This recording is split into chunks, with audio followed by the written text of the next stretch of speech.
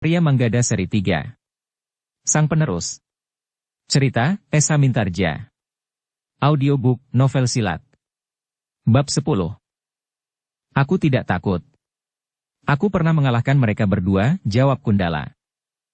Jadi kenapa kau menjadi begitu gelisah? Bahkan wajahmu bukan saja menunjukkan kecemasan hatimu, tetapi bahkan wajahmu menjadi pucat, berkata kawannya pula. Aku sama sekali tidak cemas karena anak-anak itu. Tetapi Kiai Gumrah adalah pedagang gula di pasar ini. Ia mempunyai beberapa kawan di sini. Juga para pedagang gula, jawab Kundala. Dari mana kau tahu? Bertanya kawannya. Bukankah aku sering mendapat tugas ke pasar? Menjemput seseorang, mengawasi seseorang atau bertemu dengan siapapun menurut perintah Kiai Windukusuma, jawab Kundala. Kawannya mengangguk-angguk. Ia memang percaya bahwa Kundala sudah sering berada di pasar bahkan tugas-tugas lain di luar lingkungan mereka. Siapakah gadis itu? Tiba-tiba kawannya bertanya. Aku tidak tahu, jawab Kundala. Namun terasa kata-katanya itu begitu pahitnya di lidahnya.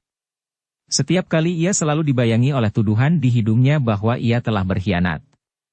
Aku tidak peduli, Kundala berteriak di dalam hatinya, aku memang berkhianat. Namun mulutnya justru terkatup rapat.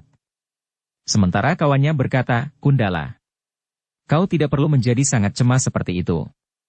Seandainya pedagang gula itu berniat berbuat sesuatu, maka kita masih dapat melawan. Jika tidak, maka kesempatan untuk menghindar pun banyak sekali, karena kita ada di pasar yang ramai. Kundala tidak menjawab. Namun jantungnya berdenyut semakin keras ketika ia mendengar kawannya itu berdesis, gadis itu sangat cantik. Jangan ganggu gadis itu. Kawannya justru tertawa. Tetapi ia bertanya. Siapakah gadis itu sebenarnya? Bukankah ia bukan anakmu? Memang bukan, jawab Kundala, tetapi jika gadis itu bersama-sama dengan cucu Kiai Gumrah, maka gadis itu tentu ada hubungannya pula dengan Kiai Gumrah. Aku tidak peduli, jawab kawannya, aku masih muda.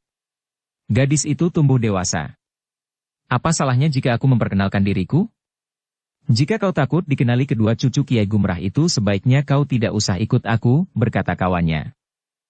Kedua cucu Kiai Gumrah itu akan mengenalmu. Jawab Kundala yang menjadi semakin gelisah. Mereka belum mengenal aku, jawab kawannya. Tetapi dari mana kau tahu bahwa mereka adalah cucu Kiai Gumrah? Bukankah kau mengenalnya saat kau menyerang rumah Kiai Gumrah itu? Bertanya Kundala. Sama sekali tidak. Bukankah aku belum pernah datang ke rumah itu? Aku mengenalinya dari pengamatan saja. Bukankah anak itu yang sering berada di rego rumah Kiai Gumrah? Yang sering pergi ke Banjar Lama itu, sahut kawannya. Kundala tidak menjawab. Tetapi dengan demikian keringatnya menjadi semakin deras mengalir di punggungnya. Karena dengan demikian ia tahu bahwa yang bertugas keluar lingkungan Kiai Windukusuma itu tentu beberapa orang pula. Bahkan tugas pengamatan. Jika saja ada tugas pengamatan yang dikirim oleh Kiai Windukusuma melihat ia singgah di rumah Kiai Gumrah, maka umurnya tentu akan segera berakhir. Ternyata para pengikut Kiai Windukusuma tidak saling mengetahui tugas mereka yang satu dengan yang lain, berkata Kundala di dalam hatinya. Namun Kundala pun menyadari bahwa dengan demikian maka Kiai Windukusuma akan dapat mengawasi orang-orangnya sebaik-baiknya, meskipun Kundala sampai saat itu masih belum diketahui bahwa ia telah berkhianat. Meskipun Kundala masih dicengkam oleh kegelisahan, namun ia masih juga sempat memperingatkan kawannya itu. Jika kau mau mendengarkan aku, jangan ganggu gadis itu atau kau akan terjerumus ke dalam kesulitan. Bahkan akan dapat mempengaruhi usaha Kiai Windukusuma yang menginginkan pusaka-pusaka di rumah Kiai Gumrah itu. Jika Kiai Windukusuma menganggap bahwa kau yang menyebabkannya, maka kau tahu akibat apa yang akan kau alami. Kau tahu hubunganku dengan Kiai Windukusuma? Bertanya kawannya. Kau memang dianggap orang penting. Tetapi kedudukanmu bukan berarti memberimu kesempatan berbuat apa saja, berkata Kundala bersungguh-sungguh. Kawannya tertawa lagi. Katanya, aku memang pengikut Kiai Windukusuma. Tetapi aku masih tetap mempunyai hak dan wewenang dalam persoalan pribadiku. Tetapi kau tidak akan dapat menempatkan hak dan wewenangmu dalam persoalan pribadimu sekalipun melampaui kepentingan Kiai Windukusuma, berkata Kundala. Kau tidak usah mengajari aku Kundala. Aku lebih tahu dari kau. Sebaliknya justru aku memperingatkanmu agar kau tidak mencampuri persoalanku. Kundala memang tidak menjawab. Tetapi ia menjadi gelisah. Gadis itu pernah melihat ia datang ke rumah Kiai Gumrah. Seandainya gadis itu kemudian benar-benar dapat berkenalan dengan kawannya itu, maka Kundala sendiri akan menjadi semakin sulit berhubungan dengan Kiai Gumrah. Bahkan mungkin gadis itu akan bercerita tentang hubungannya dengan penjual gula itu. Tetapi Kundala memang tidak berhasil mencegah kawannya itu. Dalam segala hal ia memang berada di bawah tatarannya. Termasuk kemampuan olah kanuragan. Dalam pada itu, Winnie memang sudah berada di sudut tempat para penjual sayuran menjajakan dagangannya.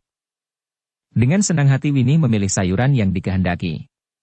Sambil menimang sebuah waluh kanti gadis itu berkata, "Nah, bukankah di kebun kakek tidak ada buah waluh kanti seperti ini?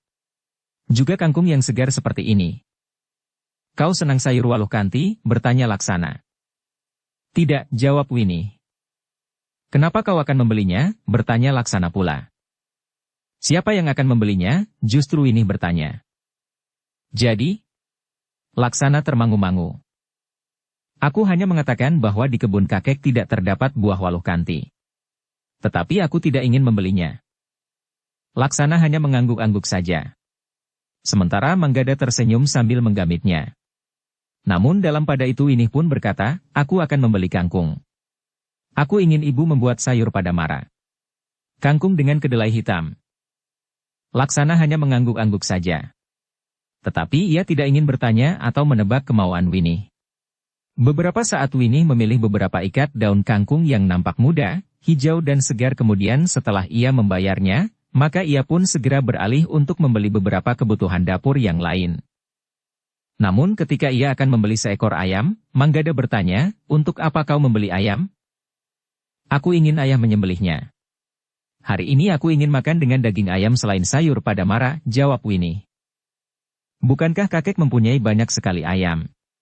Setiap kali kakek ingin daging ayam, maka kakek akan menyembelihnya seekor," berkata Manggada.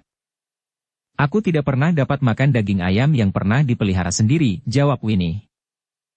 "Bukankah ayam kakek itu bukan ayam yang pernah kau pelihara karena ketika kau datang ayam itu sudah ada di sana? Tetapi bukankah ayam itu dipelihara oleh kakek? Nah, itu sama saja artinya dengan ayam itu dipelihara sendiri." Manggada tidak bertanya lagi. Ia hanya mengikut saja di belakang ketika Winnie kemudian membeli bukan hanya seekor, tetapi bahkan 2 ekor ayam.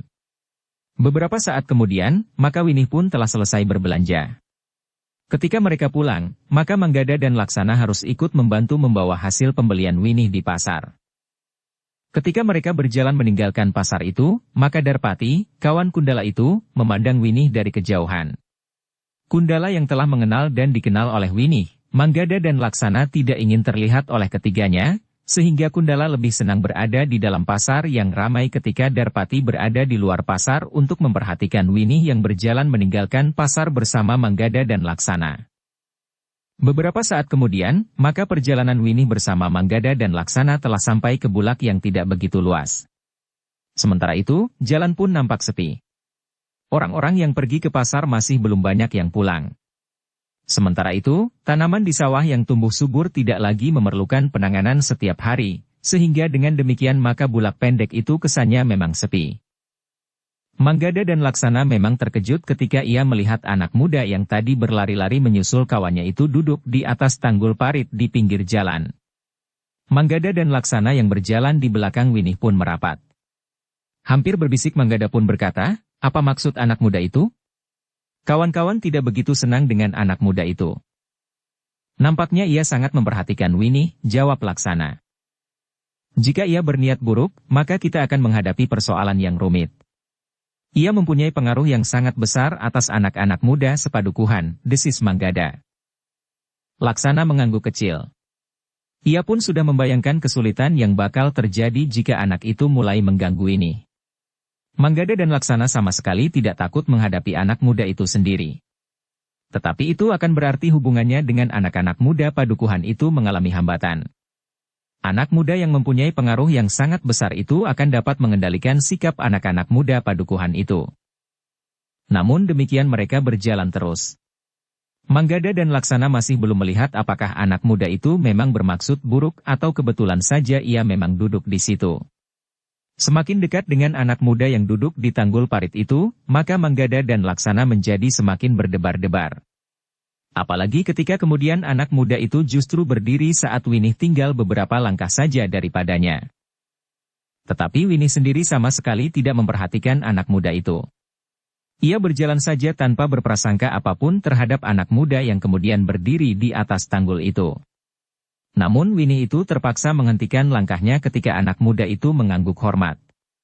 Dengan nada rendah ia berkata, "Selamat datang di padukuhan kami, anak manis." Winih mengerutkan dahinya. Ketika ia berpaling kepada Manggada dan Laksana, maka kedua anak muda itu sudah berdiri dekat di belakangnya. "Dia itu adikku," berkata Manggada. "Oh," anak muda itu mengangguk-angguk, "satu kebetulan. Bukankah kita sudah bersahabat?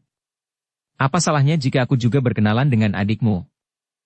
Manggada dan Laksana terkejut ketika Winih sendiri menjawab, "Jika kau sahabat kakak-kakakku, maka sudah tentu aku tidak berkeberatan berkenalan dengan kau." Bahkan anak muda itu sendiri terheran-heran mendengar jawaban gadis itu.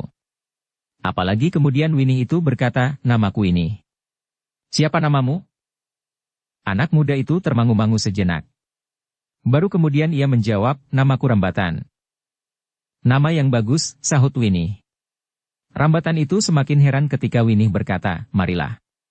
Aku akan pulang. Ibu tentu menunggu. Jika aku kesiangan sampai di rumah, maka ibu pun akan kesiangan pula menyiapkan makan kami sekeluarga." Dukung channel Novel Silat dengan subscribe, follow, like, komen dan share. Rambatan semakin termangu-mangu. Niat yang sudah memenuhi kepalanya untuk mengganggu gadis itu justru bagaikan terdesak tenggelam dalam keheranannya melihat sikap Winih yang sama sekali tidak diduganya. Sama sekali tidak terlintas di kepalanya jika kemudian gadis itu berkata, "Rambatan, marilah kita berjalan bersama. Bukankah kita tinggal di padukuhan yang sama?" Rambatan itu dengan gagap menjawab, tetapi aku masih harus pergi ke sawah. "Terima kasih. Lain kali saja." Manggada dan Laksana justru termangu-mangu ketika Rambatan itu berkata kepada mereka, "Aku akan pergi ke sawah. Sawahku ada di sebelah itu." "Baiklah," jawab Manggada dan Laksana hampir berbareng. Rambatan memang segera pergi. Sementara itu seolah-olah tidak terjadi sesuatu. Winih melanjutkan perjalanannya. Dengan nada tinggi ia berkata, "Ibu tentu sudah menunggu." Manggada dan Laksana mengikuti saja langkah Winih yang menjadi semakin cepat. Sementara itu Manggada dan Laksana justru mulai menilai sikap gadis itu. Apakah gadis itu memiliki kemampuan menilai seseorang, kemudian dengan kematangan sikapnya menanggapinya atau justru karena Winih seorang gadis yang lugu sehingga ia sama sekali tidak berprasangka buruk terhadap siapapun juga. Juga kepada Rambatan. Namun Manggada dan Laksana yang kemudian saling berbincang di perjalanan meskipun perlahan-lahan telah memutuskan untuk menyampaikan hal itu kepada Kiai Gumrah dalam kesempatan yang khusus. Agar ayah dan ibu ini tidak mendengarnya. Kecuali jika kemudian Kiai Gumrah memang ingin berbicara dengan ayah dan ibunya. Ketika mereka bertiga sampai di rumah, maka ibu ini memang sudah sibuk di dapur. Nasi telah dijerang. Bumbu yang sudah ada pun telah tersedia. Namun, demikian Kiai Gumrah melihat Laksana membawa 2 ekor ayam, maka ia pun bertanya. "Heh, untuk apa kalian membeli ayam?" "Hari ini kita akan makan agak lain dari biasanya," jawab Winih. "Aku akan minta ayah memotong kedua ekor ayam itu." "Winih, bukankah kakek mempunyai beberapa ekor ayam?" berkata Kiai Gumrah. "Aku tidak mau menyembelih ayam sendiri," jawab Winih. Kiai Gumrah menarik nafas dalam-dalam, sementara Nyi Prawara berkata, "Anak itu memang tidak mau menyembelih ayam yang dipelihara sendiri. Karena itu, jika ia ingin ayahnya menyembelih ayam, maka lebih baik ia membeli. Bahkan jika tidak mempunyai uang ayamnya sendiri dijualnya." Kiai Gumrah tersenyum. Namun terbersit di hatinya tanggapannya atas jiwa cucunya itu. Gadis itu tentu mempunyai perasaan yang mudah tersentuh serta kesetiakawanan yang tinggi. Karena itu, maka Kiai Gumrah pun tidak bertanya lagi tentang kedua ekor ayam itu. Sementara itu Rambatan memang telah pergi ke sawahnya. Tetapi demikian ia sampai di sawah, maka ia pun menjadi seperti tersadar dari mimpi yang asing. Kenapa aku justru seperti orang yang terbius? Pertanyaan itu telah bergejolak di hatinya. Rambatan menyesal, kenapa ia tidak berjalan mengikuti gadis itu sampai ke padukuhan. Berbicara dan barangkali bercanda dengan gadis cantik itu.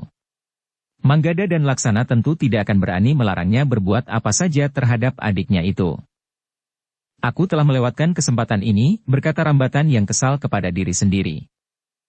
Tetapi sebenarnya lah kesempatan itu masih terbuka baginya. Winih tidak hanya sekali pergi ke pasar. Di keesokan harinya, ternyata Winih minta Manggada dan Laksana mengantarnya lagi ke pasar. Apakah kau akan membeli ayam lagi? Bertanya Manggada. Ah kau, desis Winih, aku ingin membeli kain lurik yang berwarna merah bata itu.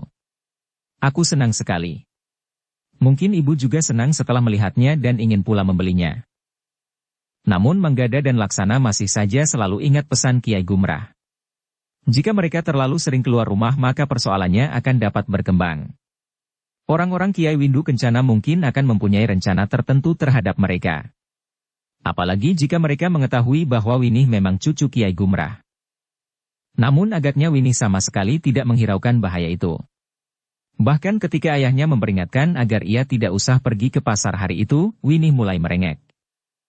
Biarlah ia pergi, desis ibunya, angger Manggada dan Laksana akan menemaninya. Ki Prawara sempat berbisik. Ayah mencemaskannya.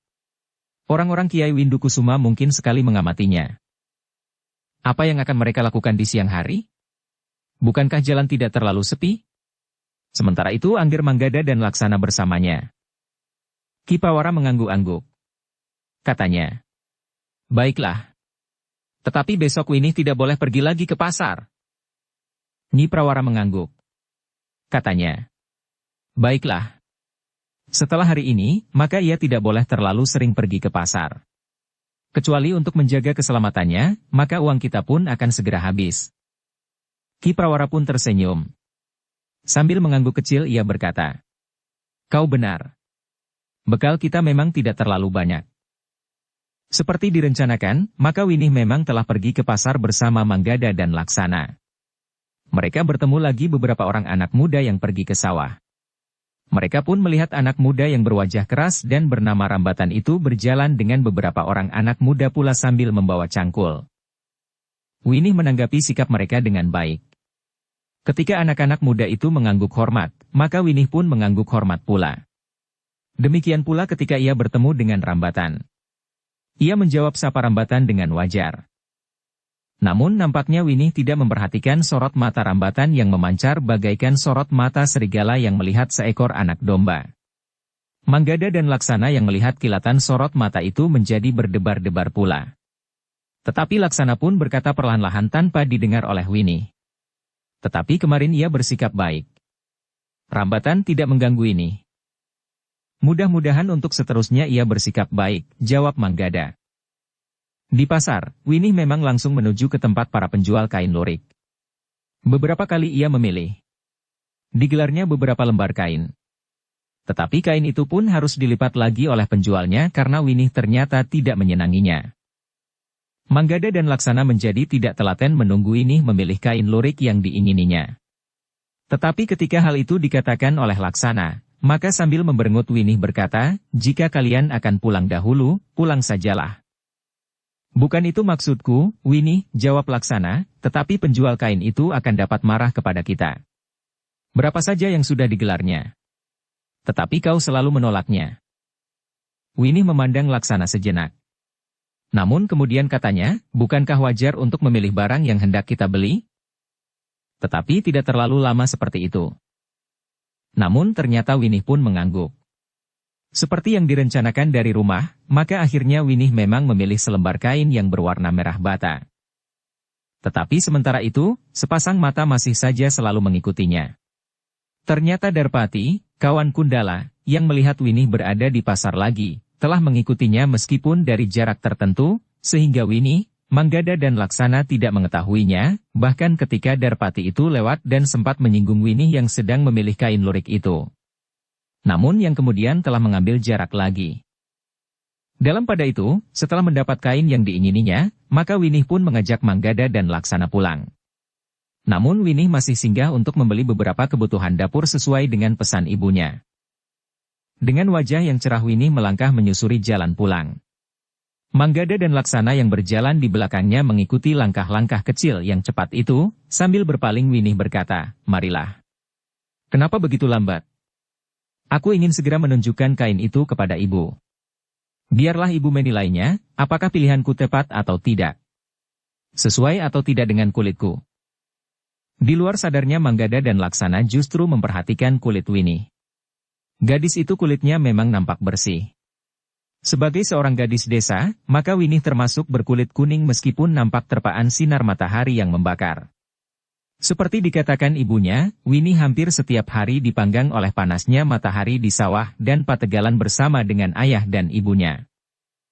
Namun dalam pada itu, ketika mereka sampai di bulak kecil, Manggada dan Laksana melihat lagi Rambatan duduk di tanggul parit, ia tidak sendiri. Tetapi Rambatan duduk di parit bersama dengan 4 orang kawannya. Manggada dan Laksana menjadi berdebar-debar. Bahwa Rambatan berada di bulak pendek itu bersama dengan 4 orang kawannya, maka persoalan yang tidak diinginkan akan dapat timbul. Winnie pun kemudian melihat pula Rambatan dan kawan-kawannya. Karena itu, maka berbeda dengan hari sebelumnya, Winnie telah memperlambat langkahnya. Bahkan kemudian ia bertanya, "Kenapa Rambatan itu ada di sana lagi?" "Entahlah," berkata Manggada, "mudah-mudahan ia tidak mengganggumu lagi." "Rambatan belum pernah menggangguku," jawab Winnie. "Bukankah kemarin ia juga menunggumu di sana?" bertanya Laksana. "Tetapi aku tidak merasa terganggu dengan kehadirannya kemarin. Tetapi sekarang ia datang lagi bersama beberapa orang kawannya. Jika semuanya nanti bertanya seorang demi seorang, maka aku memang akan merasa terganggu," desis Winnie. "Mudah-mudahan mereka hanya bertanya saja," desis Laksana. "Apakah mungkin lebih dari itu?" bertanya Winnie. "Winnie," berkata Manggada kemudian, "hati-hatilah. Menurut beberapa orang kawannya yang aku kenal, Rambatan bukan seorang yang baik. Ia mempunyai sifat yang tidak disukai oleh kawan-kawannya karena ia sangat mementingkan dirinya sendiri." "Tetapi kenapa kawan-kawannya mau datang bersamanya?" bertanya Winnie. "Memang ada beberapa orang anak muda yang secara khusus sangat dekat dengan Rambatan. Anak-anak muda itu tentu mempunyai pamrih. Karena Rambatan ditakuti oleh anak-anak muda sepadukuhan dan bahkan padukuhan-padukuhan di sekitarnya, maka ada beberapa orang yang ingin menopang untuk ikut ditakuti karena mereka adalah kawan-kawan dekat Rambatan," jawab Manggada. "Tetapi di siang hari mereka tidak akan berbuat apa-apa," berkata Winnie. "Belum tentu ini," jawab Laksana, "bulak kecil ini terhitung sepi pada saat seperti ini. Memang sebentar lagi jalan ini akan banyak dilalui orang dari pasar. Tetapi sekarang kita tidak melihat orang lewat dan orang yang berada di sawah." Winnie tidak menjawab. Tetapi ia tidak lagi berjalan terlalu cepat. Sementara itu Rambatan dan kawan-kawannya telah bangkit berdiri. Dengan nada berat Rambatan berkata kepada kawan-kawannya, "Gadis itu tidak akan dapat menyihirku lagi." "Apakah kau pernah disihirnya?" bertanya seorang kawannya. "Kemarin aku seakan-akan disihirnya. Tiba-tiba saja aku menjadi dungu dan kehilangan akal menghadapi gadis itu," jawab Rambatan. "Sekarang apa yang akan kau lakukan?" bertanya kawannya yang lain. "Aku akan mengajaknya singgah di rumah. Aku mempunyai 2 ekor ayam yang dapat aku berikan kepadanya." "Kemarin gadis itu membawa 2 ekor ayam dari pasar," jawab Rambatan. "Hanya itu?" bertanya kawannya yang lain lagi. "Ya." "Lalu apa?" Rambatan justru bertanya, "Aku tidak gila untuk berbuat lebih dari itu kali ini. Entah besok atau lusa. Mudah-mudahan ia berada di sini untuk waktu yang lama." Kakeknya, penjual gula itu tidak akan banyak bertingkah. "Bagaimana dengan ayahnya dan kedua orang anak muda itu?" bertanya kawannya pula. "Mereka bukan penghuni padukuhan ini. Mereka tidak akan berani berbuat apa-apa," jawab Rambatan. Kawan-kawannya tidak menjawab lagi. Winnie dan Manggada serta Laksana yang berjalan di sebelah menyebelah menjadi semakin dekat. Bertiga mereka memang nampak berhati-hati. Demikian Winnie menjadi semakin dekat maka Rambatan itu pun melangkah menyongsongnya sambil tersenyum. Winnie yang mulai memperhatikan anak muda itu melihat betapa wajahnya nampak keras sehingga senyumnya sama sekali tidak berkesan ramah. Tetapi Winnie justru bertanya lebih dahulu. Bukankah kau Rambatan yang kemarin? Ya, jawab Rambatan, aku memang ingin berbicara dengan kau Winnie. Berbicara apa? Bukankah sejak kemarin kita sudah berbicara, justru Winnie yang bertanya. Rambatan mengerutkan dahinya. Namun sambil mengangguk ia menjawab. Ya. Kemarin kita memang sudah berbicara. Jika demikian, apalagi yang akan kita bicarakan? Rambatan tiba-tiba menjadi bingung. Di luar sadarnya ia berpaling kepada kawan-kawannya. Seorang kawannya lah yang kemudian berkata, bukankah kau mempunyai 2 ekor ayam? Oh, iya, berkata Rambatan dengan serta-merta, aku mempunyai 2 ekor ayam. Aku minta kau singgah sebentar di rumahku. Kau dapat membawa 2 ekor ayam itu. Bukankah kemarin kau membeli 2 ekor ayam di pasar? Winnie tersenyum. Katanya, terima kasih Rambatan. Ayam itu masih ada sampai sekarang. Ayah belum sempat menyembelihnya. Karena itu, aku masih belum memerlukan ayam lagi. Mungkin lain kali saja. Satu kesalahan telah dilakukan oleh Winnie tanpa disadarinya. Justru karena itu tersenyum. Rambatan yang melihat Winnie tersenyum, jantungnya serasa berdebar semakin cepat. Meskipun kemarin Winnie juga tersenyum, tetapi saat itu Rambatan melihat wajah Winnie menjadi secantik wajah bidadari. Karena itu, maka perasaan Rambutan menjadi semakin goncang. Dengan suara bergetar ia kemudian berkata bahkan dengan nada memaksa. Winnie, aku minta kau singgah sebentar di rumahku. Aku sudah menyediakan 2 ekor ayam buatmu. Kau tidak boleh menolak. Ayah dan ibuku sudah tahu bahwa kedua ekor ayam itu akan aku peruntukkan bagimu. Bagaimana ayah dan ibumu mengetahui tentang aku? Bertanya Winnie. Aku yang mengatakannya kepada mereka. Aku bercerita tentang kau. Bahwa kau cucu pembuat dan penjual gula itu. Bahwa kau cantik dan ramah. Berkata Rambatan. Winnie menarik nafas dalam-dalam. Pernyataan itu mulai tidak menyenangkan hati gadis itu. Tetapi gadis itu masih saja mengulangi kesalahan yang tidak disadarinya. Tersenyum. Winnie sama sekali tidak mengetahui bahwa senyumnya telah membuat Rambatan menjadi bagaikan orang mabuk. Namun Winnie itu menjawab, Rambatan. Aku tidak dapat membuat ibu gelisah. Aku harus segera pulang. Atau kau saja yang pergi ke rumah kakek? Aku akan menghidangkan minuman hangat dengan gula kelapa. Kakek mempunyai banyak gula kelapa. Rambatan menjadi bingung. Bahkan ia menjadi gelisah. Keringat dingin membasahi punggung dan keningnya. Hampir saja ia mengangguk mengiyakan. Tetapi seorang kawannya berkata, bukankah kau telah berniat untuk mengajak Winnie pulang dan memberinya 2 ekor ayam? Sebelum Rambatan menjawab, Winnie sudah lebih dahulu menjawab, ia sudah mengatakannya tadi. Aku pun telah menjawab. Tetapi jawabmu tidak sebagaimana dimaksudkan oleh Rambatan, berkata anak muda kawan Rambatan itu, Rambatan ingin mengajak kau ke rumahnya sekarang. Manggada dan Laksana memang menjadi ragu-ragu. Jika ia langsung demikian mencampurinya, maka kemungkinan buruk dapat terjadi.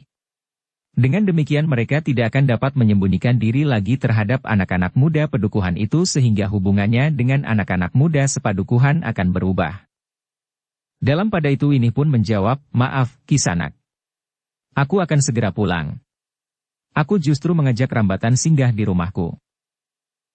Tetapi kawannya masih saja berkata, tentu kurang pantas jika Rambatan yang harus singgah di rumah kakekmu. Kau sajalah yang singgah di rumahnya. Manggada ternyata tidak tahan lagi.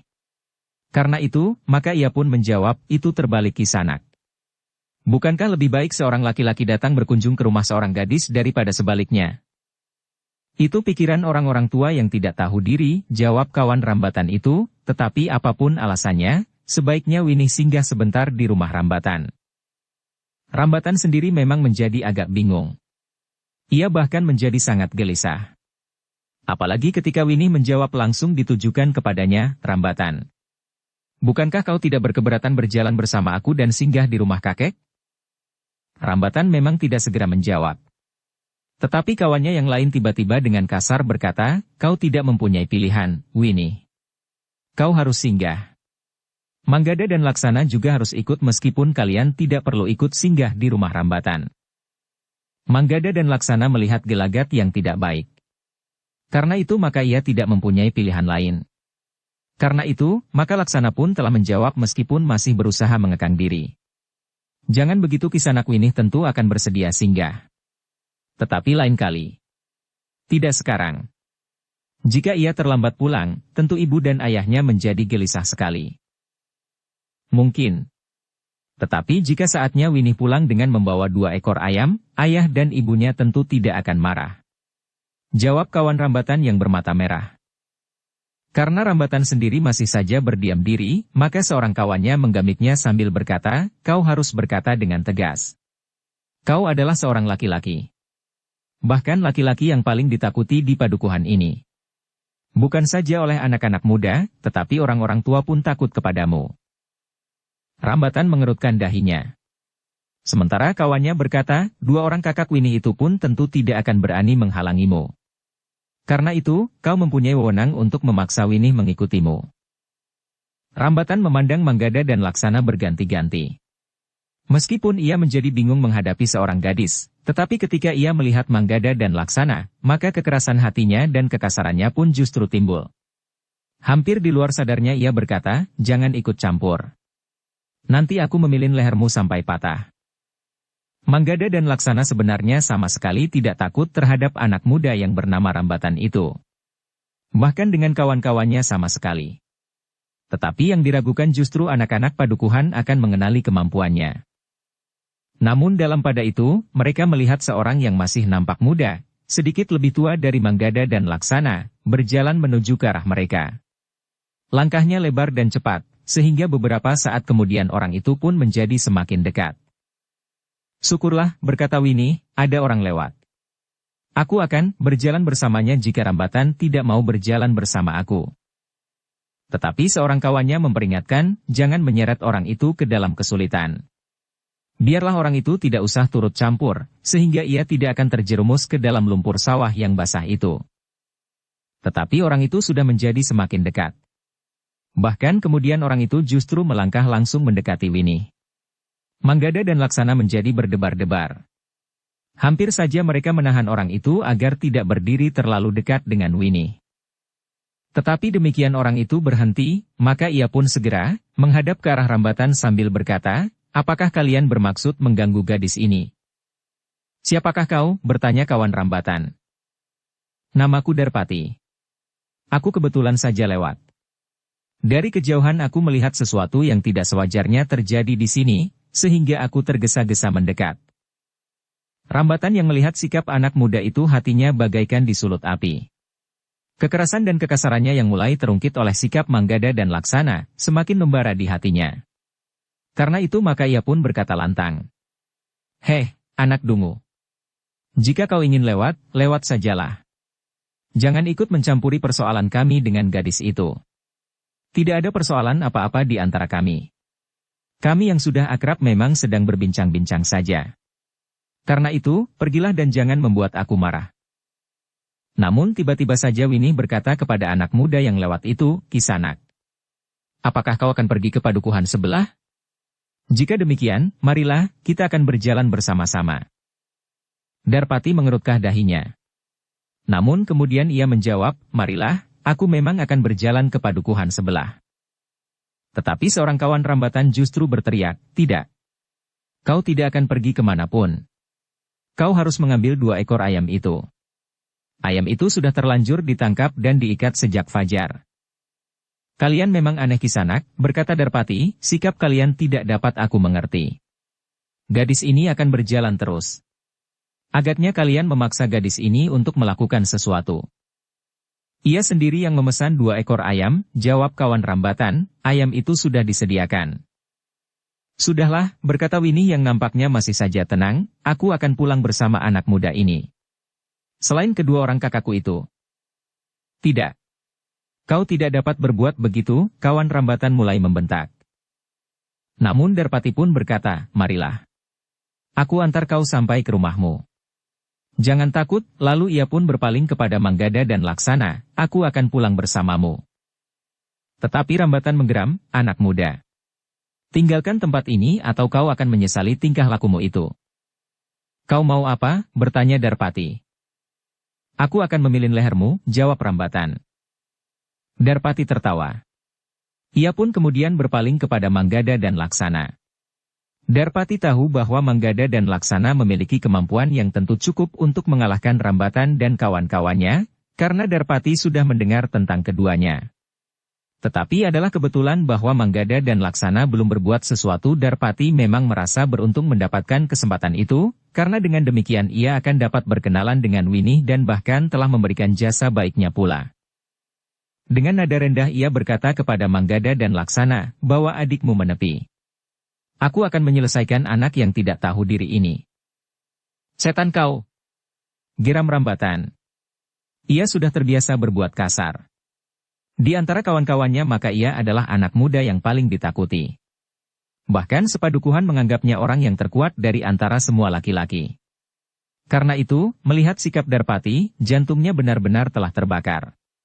Dengan garangnya ia menggeram pula. "Aku tidak terbiasa memberi kesempatan orang yang berani menentangku lolos dari tanganku. Tetapi kali ini aku masih berusaha untuk mengekang diri. Pergilah dan jangan ganggu gadis itu." Darpati justru tertawa. Katanya, "Siapakah yang mengganggu gadis itu? Ia minta agar aku berjalan bersamanya ke padukuhan sebelah.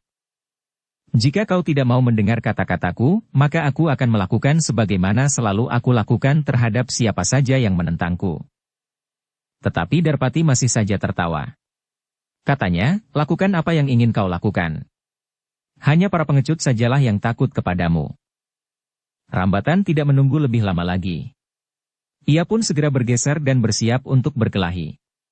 Manggada dan Laksana telah membawa Winih menepi. Keduanya memang merasa beruntung pula bahwa mereka tidak perlu berkelahi. Melihat sikap dan gerak Darpati, maka Manggada dan Laksana mengetahui bahwa ia tentu seorang yang memiliki bekal ilmu kanuragan. Memang agak berbeda dengan Rambatan yang melandasi keberaniannya pada tenaganya yang besar dan mungkin sedikit saja pengetahuannya tentang olah kanuragan. Demikianlah, sejenak kemudian maka Rambatan pun mulai menyerang dengan garangnya. Tenaganya memang kuat sekali. Ayunan serangannya telah menggetarkan udara di sekitarnya. Bersambung ke bab 11. Dukung kami dengan subscribe, follow, like, komen dan share. Terima kasih.